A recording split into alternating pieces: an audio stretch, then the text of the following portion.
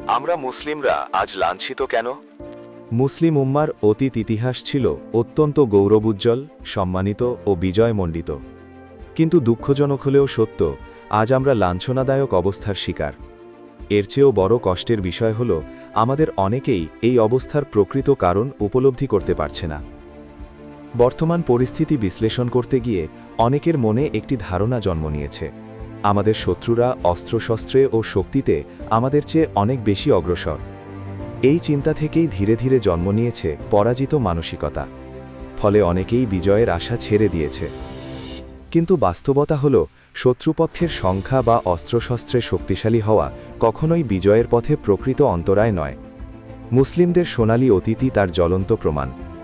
বদর, উহুদ, মুতাসহ অতীতের প্রতিটি যুদ্ধে মুসলিমরা সংখ্যা ও অস্ত্রে দুর্বল হওয়া সত্ত্বেও বিশাল শত্রুবাহিনীর বিরুদ্ধে বিজয় অর্জন করেছে। তাহলে প্রশ্ন আসে, আজ কেন মুসলিম উম্মাহ সেই গৌরবময় অবস্থা থেকে দূরে?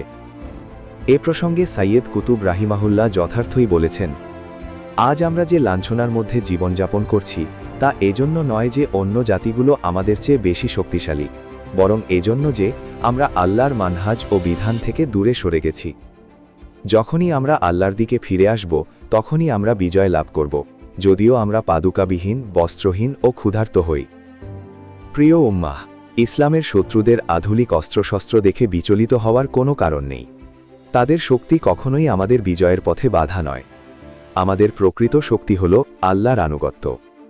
আমাদের বিজয় নিহিত রয়েছে আমাদের রবের প্রতি পূর্ণ আনুগত্যে, তার বিধানকে আঁকড়ে ধরায়, তার উপর পূর্ণ তাওয়াক্কুলে। সুতরাং আমাদের উচিত আল্লাহর পথে ফিরে আসা, তার বিধানকে পরিপূর্ণভাবে গ্রহণ করা এবং দাওয়া ও সংগ্রামের ময়দানে অটল ও অবিচল থাকা। এই পথেই রয়েছে আল্লাহ তাআলার সাধ্য ও বিজয়ের প্রতিশ্রুতি।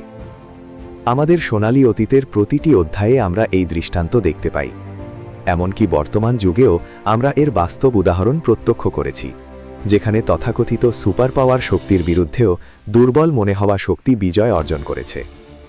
অতএব নিশ্চয়ই আজও যদি আমরা আল্লাহর পথে দৃঢ়ভাবে অটল থাকি, তার নির্দেশনা অনুযায়ী জীবন পরিচালনা করি, তাহলে আমরা আবারও তার সাধ্য ও বিজয় লাভ করব ইনশাআল্লাহ।